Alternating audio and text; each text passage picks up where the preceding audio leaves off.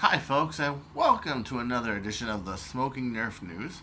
This is your host, Chris Cartea, also known as Mr. Jet.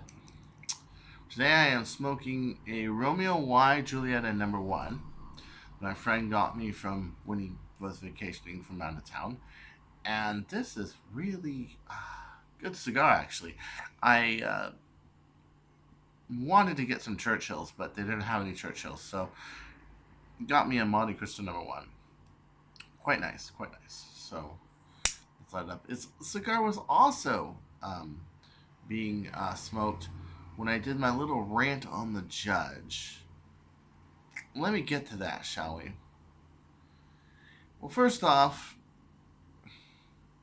the judge, as we know, was a video I had. Now, I'm not the biggest, most popular YouTuber in the world, and quite frankly, I don't really care to be. I don't really care to be. Okay. But when somebody has 122 views and has 374 dislikes, well, there's something rotten in Denmark there, isn't it? Mm-hmm. I mean, some sore fucking ass decided, hey, we're gonna use a freaking bot on your on your YouTube, and we're going to just downvote the crap out of your page. Well,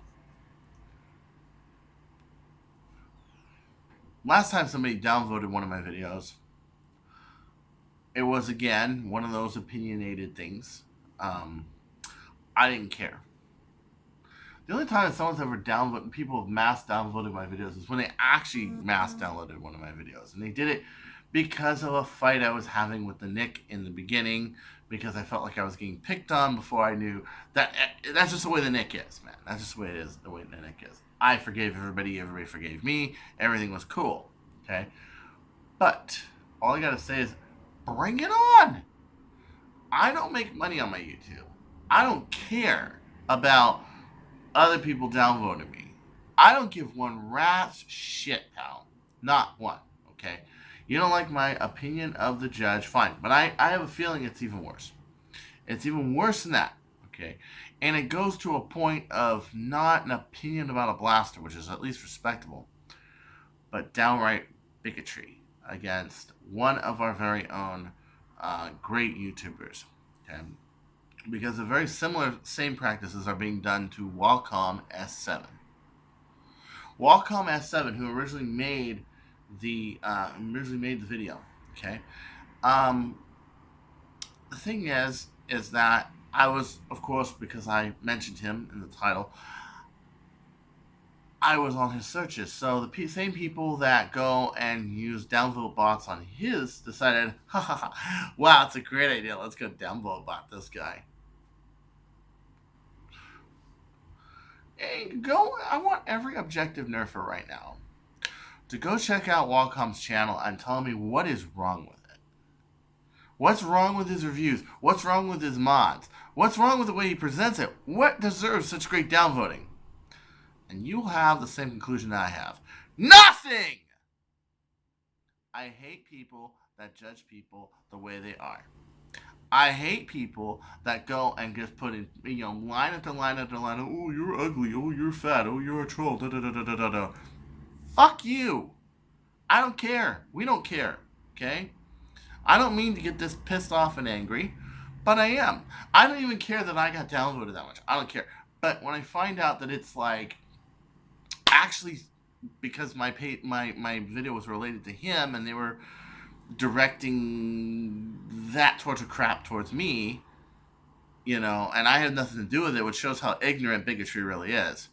And oh yes, it's bigotry. Oh, somebody looks like a troll, that's bigotry. Somebody is this religion, that's bigotry. Somebody's this color skin, that's bigotry. Somebody does this as a religious practice, that's bigotry. Okay? That's awful. So, I encourage you to keep watching his channel, and I hope that YouTube comes up with better practices and better ways to bust these punks that sit here and downvote videos. As for me, I didn't even report it to YouTube. I don't care. I don't care. What I care about is my friends getting put down the way he is. So, anywho, this week was a very exciting week too, because we had the unveiling of the Raptor Strike.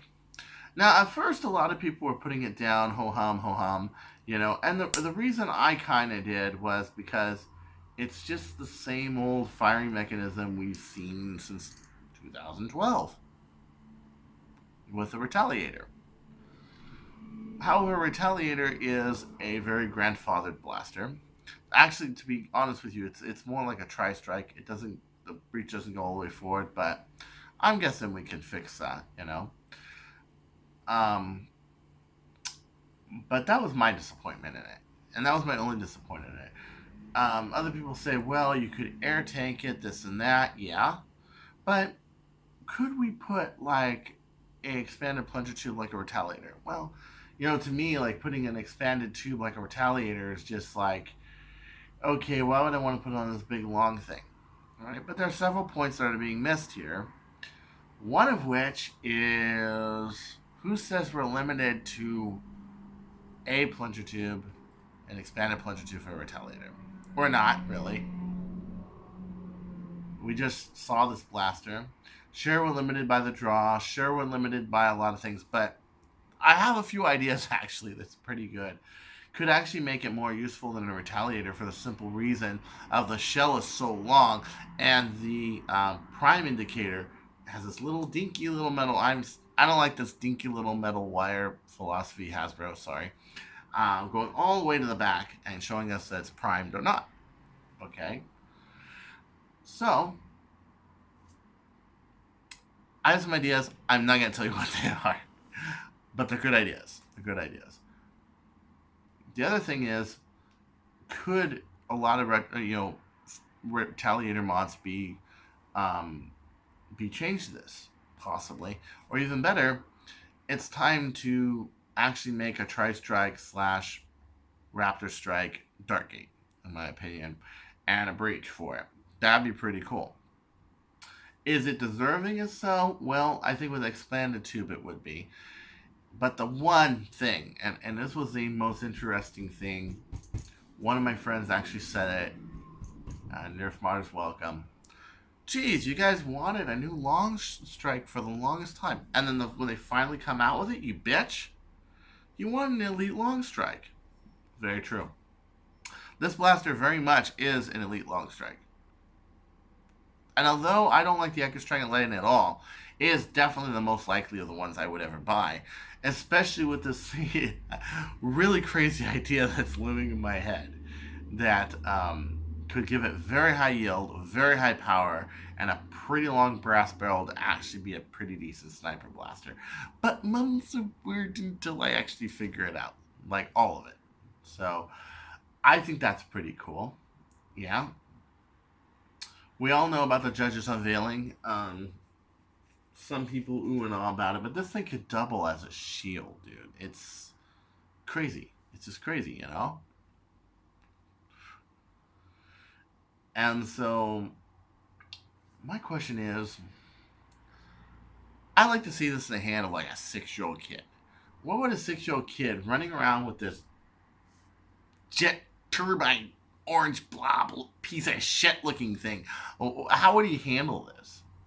I'm really wondering about that. How would he handle this thing? I'm suspecting not very well.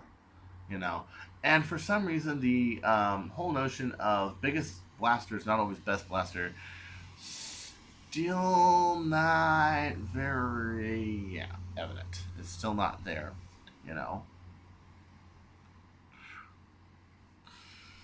Ay. Well, at any rate, we have much better shotgun blaster ideas. Me and my production engineer. Again, that's weird. We're not going to tell you what they are, but we have some much better ideas. So stay tuned. But another thing in the news, jet related, we're finally breaking out the Omni kit. That's right, the Omni add-on to the Alpha kit. So you have to have an Alpha kit in order to have this. Number one. Number two, you have to change out the barrel. It's a looser barrel for the full-length darts. Number three, you have to change out the pusher. And number four, you have to take out the pusher cup spacer so that it goes farther up when it draws. This is for the long shot, of course. And from what I'm seeing in like yields of like 10 or 14K, this is a really, really good add-on to put on your blaster because one can easily add on the usage of using full length darts. If you're not wanting a really powerful Stefan blaster because you have mod limits or whatever, or people complain it hurts, you can always just use an Omni adapter, get something that shoots in the 150, 160s, and then you can throw like your normal full length darts in there and play in normal wars. It makes it so that an ambush blaster, not one that's made for power, not one that's made for sniping, but one that's made for use, could use any format of ammo. That's nice. That's really nice because you don't have to go in and change it every time. I know that I have issues with the wars here that some have like a 10K mod limit. So what did I have to do? I had to take my 18 kilograms out of my blaster. I had to throw 10K on it. And everything being pretty much tuned up for the 18 kilograms to begin with, my blaster didn't do very well. I ended up using the Mauser fire, and it was not because the blaster was bad at 10K. No. My other marketing guy at Jet, he runs a 10K. As a matter of fact, that war Ty, the yellow one, that was a 10 kilogram Zeus. 10, not 14, not 16, 10, and he killed in that round. So it does show that power is not everything, but also that it can run at 10K just fine. But me personally, who wants darts to pretty much travel in next to a straight line, 10 wasn't really the greatest. So, as for wars, a lot of people asking me questions. Okay, what quantifies what wars you're going to be in? Okay, pretty much there's nothing that really quantifies. Just that I favor Stefan wars over full length wars because I'm Stefan. However, last weekend I went to a blast war. Like yesterday, I went to the blast war, and I took the brass dual strike Magnum with a 50-inch barrel and a Merlin. And although it looked like it was doing about 230 feet per second out of a blaster, Stefan does 280. It was flying extremely straight. Extremely straight. I hit many people. I hit 3 people. My first round, there were 6 players. I hit 2 people, and then the last kid who was around, and I couldn't hit him with the dual strike Magnum, of course. I handed one of the other players my dual strike Magnum. I thought, go ahead and take this back to the hut. And I grabbed his sledge fire, and I fired at the, it was like a little kid. It was like a 5-year-old kid. I couldn't hit him with a high power. Okay, I couldn't do it. All right. The next war, I think I only clipped about 2 people. And then the next war was a Juggernaut war. It was dark, but I saw a lot of people when I fired were raising their hands. And at the time I said I hit about 9 people, I'm actually counting more like 13. I hit a lot of people and I didn't get hit once. So it does show that the blaster is very effective even with full-length darts. And there are a lot of full-length darts. And people think that all Singapore is all, Stefan wars. I thought that before I came here. You know that? I did. And now I'm finding out, no, a lot of them are not all Stefan wars. Malaysia is almost entirely full length. Almost entirely full length. Very rarely do you see a Stefan war. Almost entirely full length. And most of them in the low yells of about 7K, 5K, They play up close and brutal. And these guys know how to kick ass. The people in Malacca, the people in, KL, they know how to kick ass, man. They don't need power. They got tactics. They got strategy. You know what I'm saying? The people here, like the Blast, it was a streamline war, and it was a fun war. It was a really fun war. We went to this. I don't even know how to describe the place, but we went up the north-south line, out north-central Singapore. I'd never been to that area of Singapore, by the way. And because the train ride was outdoors most of it, I was able to see a lot of it. I found my nose glued to the window. And I thought, it was like, wow, this is far out. We picked this place that literally has this 300-foot stairway to stairway, okay, big tile walkway. Maybe about 60, 70 feet wide. So the first thing I did as I pulled out my brass dual strike magnum and my bird of prey, and I went to see how far can it shoot with full length darts. The brass dual strike magnum did about 160 feet with a full length. The bird of prey did about 170 with a full length, but it wasn't as accurate. So I decided to stick with the BDSM the whole time. And then when I arched it about 7 degrees, I was able to clear the entire walkway from about 30 feet in, which means I cleared 270 feet. Yeah. So a BDSM with very little deflection. You're talking 7 degrees. That's not much. Has that kind of range. But, in battle, in reality, a blaster like that may hit 3 or 4 people. When you got people that have long shots and they may hit a dozen. Okay. But you're farther back and you're more a cover and support role. And people know when they get hit, they're going to hit like nothing else.